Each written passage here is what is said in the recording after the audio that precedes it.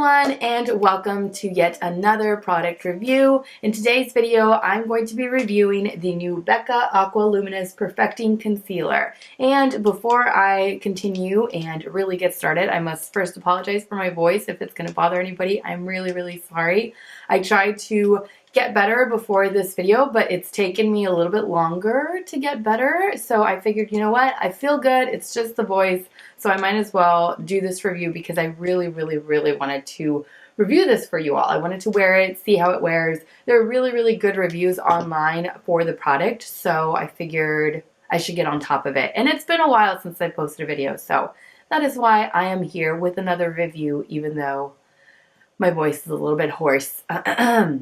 This concealer retails for $30 US, both online and in stores. It can be found at Ulta, at Sephora, and of course at BeccaCosmetics.com. It comes in 9 different shades, so pretty good range of shades for concealers. I grabbed the shade Beige to try out today.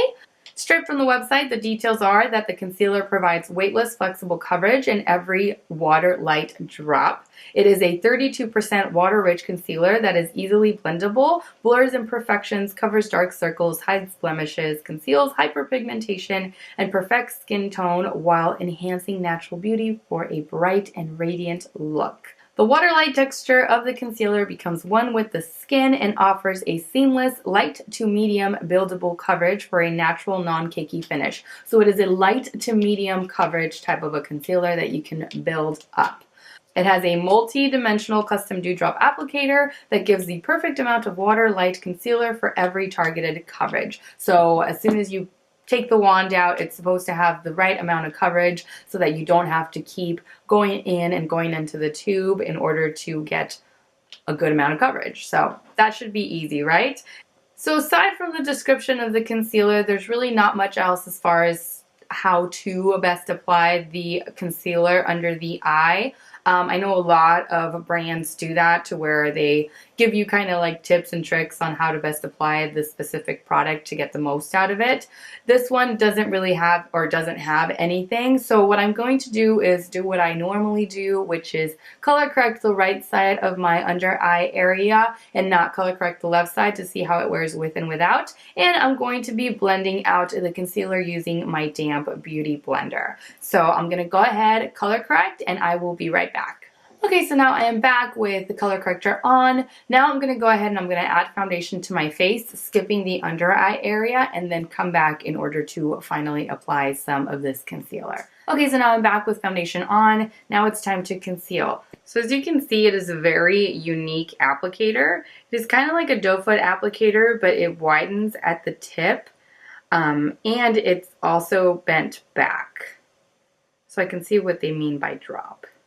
Okay, so according to this, as soon as I take the wand out, I'm supposed to have the perfect amount already on this. Now this is going to be light to medium coverage, so I'm not expecting for it to completely conceal my dark circles, but I am expecting a pretty decent amount of coverage. So I'm going to go ahead and get started with the right side and just kind of apply it in a triangle shape and blend it out using my damp beauty blender. So it is blending out really nicely. The pigmentation's definitely there, as you can see. And I think I got my right shade.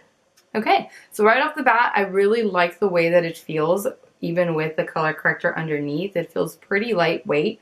It blends out really nicely.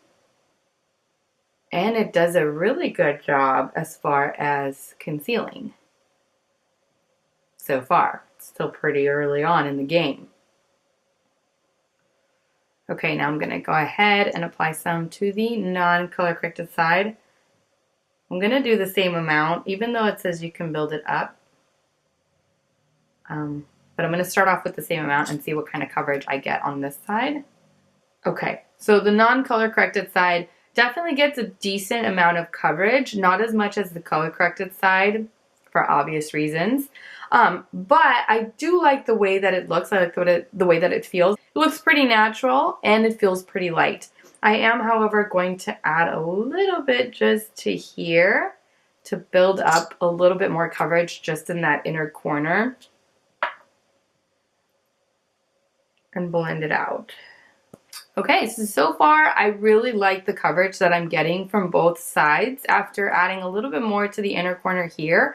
I'm getting pretty good amount of coverage on that side as well, but I didn't have to use as much on the color corrected side. So I'm curious to see how it wears throughout the day. I am going to go ahead and set both under eye areas though, because nowhere in the description does it state that the concealer is creaseless. I'm going to go ahead and set it with some loose powder. I'm using my RCMA, definitely my must-have setting powder to set the under eye area just slightly. I'm not setting it too heavily. Okay, so now that I am done setting the under eye area, I definitely like the way that the color corrected side looks as opposed to this other side here. I don't know, I mean, obviously I'm not getting full coverage, but I'm definitely getting full coverage with the color corrected side, not so much with the non-color corrected side. So I'm going to go ahead and zoom you all in so that you see exactly what it looks like after initially setting the product. Okay, so as you can see right now, both eyes are pretty similar under the eye area. I feel like this side, the color corrected side, it definitely has more coverage because of the color corrector than this side. Even though I did build up the product here in the inner corner, I still feel like the coverage just isn't the same, but it's not too different either. So there's that.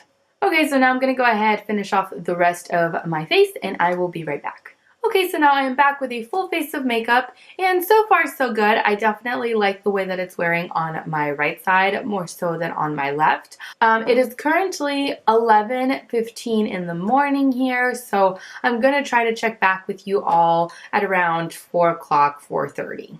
Okay, so now I am back. It is currently 4 on the dot. It is 4 o'clock on the dot. So I've had this on for almost 5 hours, and I really like the way that it is wearing, surprisingly. I didn't think that I would like it so much, but I really do like the way that it's wearing. More so on this side than this side. I must say this isn't giving me the most, like the fullest coverage that I could ever want. But this one doesn't claim to be full coverage. It's light to medium coverage, buildable, which I did not really do much on this side, much building. But I did do a little bit of building on this side, and now you can definitely see my dark circles peeking through on this side. So I'm not really digging a whole lot of how it's wearing on this side, but this side is holding up really nicely, especially with the color corrector underneath. This side, I've set it, so I think that may be working against me because it's not settling into any of my lines. However, it is like it looks kind of dry, and it's really accentuating all of the lines that I have going on underneath the eye and kind of making them a little bit longer or appear a little bit longer. This side, however, it's not doing that whatsoever. So enough talk. I'm going to zoom you all in so that you can see exactly what it looks like after almost 5 hours of wear. Okay, so as you can see on this side, these are the lines that I'm talking about, that it's kind of like it's keeping it going a little bit further than they're supposed to, because on this side I don't have that going on over here, but I do have that going on here, and my dark circles are peeking through here. Here, not so incredibly much. I mean, you can definitely see them here, I think, but not as much as on this side. I don't know, maybe it's just me, but I like the way that this side's wearing more than this side.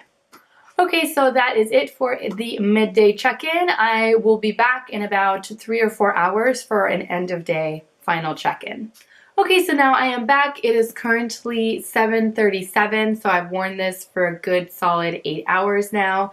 And I must say that I like the way that this wore, more so on the color corrected side than on the non-color corrected side. I'm gonna zoom you all in so that you see exactly what it looks like after 8 hours of wear. Okay, so as you can see, the coverage that I got on this side wasn't the best. It is a light to medium coverage concealer though, so I wasn't expecting full coverage out of that. But with that being said, I liked how this one wore and how this one concealed and how much coverage I got out of this one without using a whole heck of a lot of product, and it doesn't feel heavy or anything underneath the eye. So in conclusion, I actually really enjoyed this concealer. I enjoyed it a lot more than I thought that I would. I got really nice coverage with the color corrector, and so that surprised me that I got really good coverage considering the under eye area that I I'm blessed with. It really did a really nice job at concealing my dark circles. So for that reason, and also for the fact that it wore really light, I didn't feel it. It just still doesn't feel like I have a whole heck of a lot going on underneath the eye. Either eye, I really like that. I like the fact that it didn't crease, and I like the fact that it didn't look separated, like it didn't separate midway through the day. I appreciate that. I like that fact. And so for those reasons, I definitely give it a thumbs up, and I will continue to use this lovely new concealer that I've discovered. So thank you all so much for watching. I truly hope that you enjoyed this video and that you found it helpful. Take care, and I will see you all in my next video. Mwah!